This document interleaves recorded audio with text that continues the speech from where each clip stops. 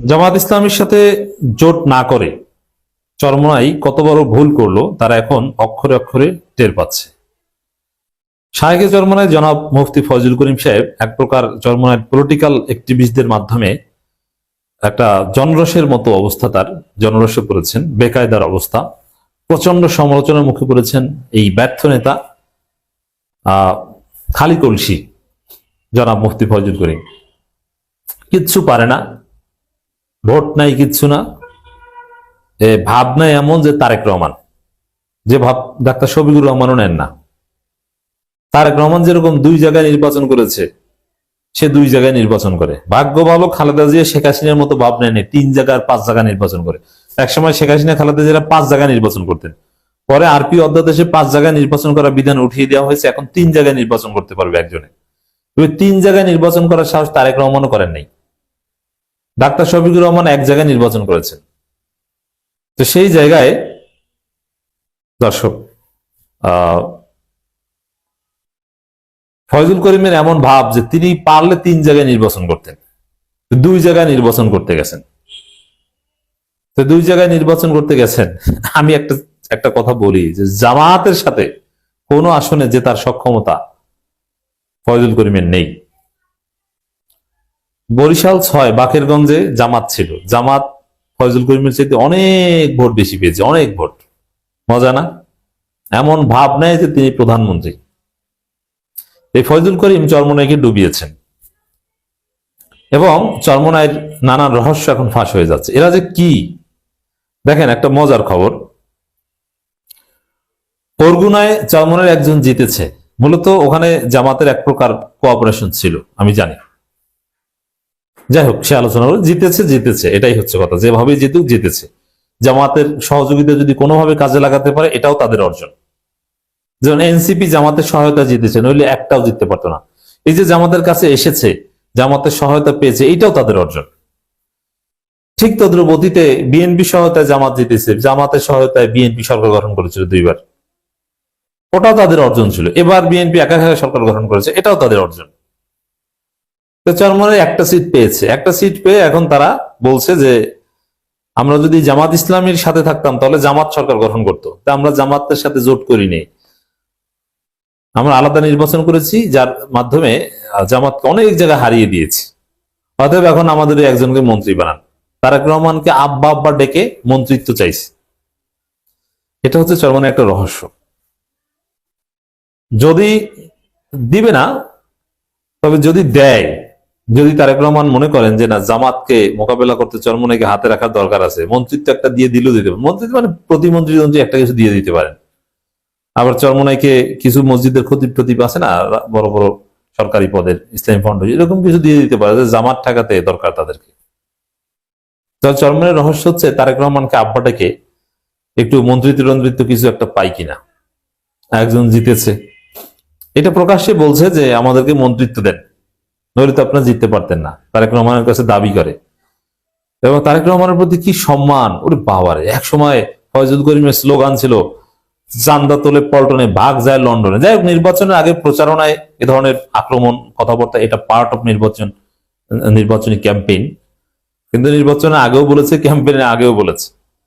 কিন্তু সেই তারেক রহমানকে এখন আব্বা আব্বা বলছে। দেন আমরা কিন্তু তারেক রহমানকে আগেও যেভাবে বলছি, এখনো সেভাবে বলছি, এবং সামনে সেভাবেই বলবো। আমাদের সমালোচনার ধার সবসময় এক থাকবে।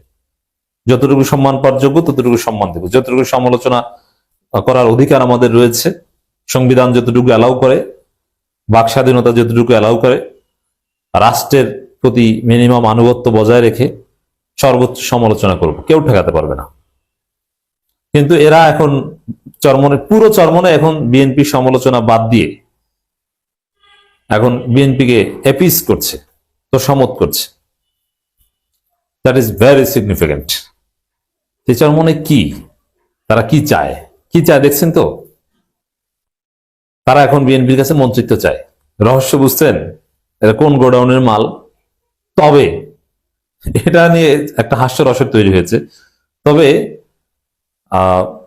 চরমোনাই মজা বুঝছে জামাতের সাথে জোট না করে।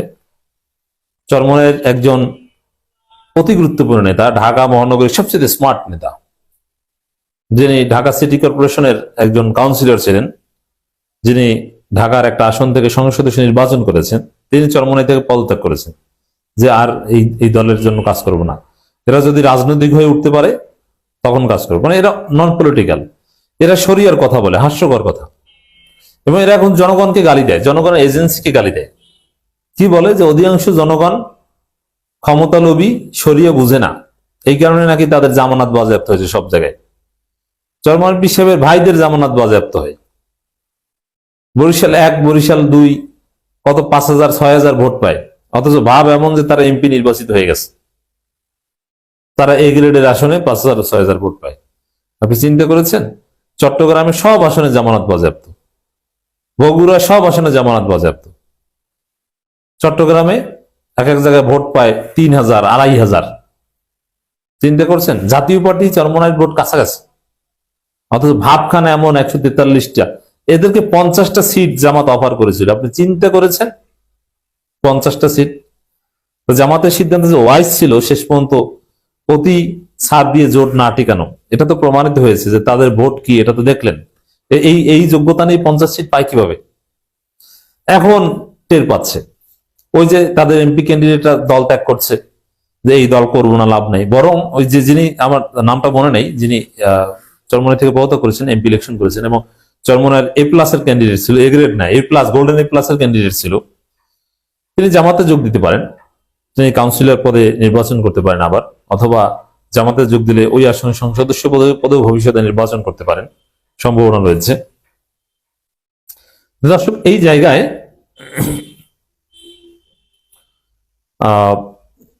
আরো সামনে টের পাবে চরমোনাইয়ের, বিশেষ করে ফয়জুল করিমের যে ব্যাপার। ফয়জুল করিমের বিরুদ্ধে আমরা বললেও চরমোনাইয়ের ভিতর থেকে চরমোনাই অ্যাক্টিভিস্টরা কখনো ফয়জুল করিমের বিরুদ্ধে মুখ খুলতে সাহস পায় নাই, কারণ এই ফয়জুল করিম এখন ফেসিস্ট।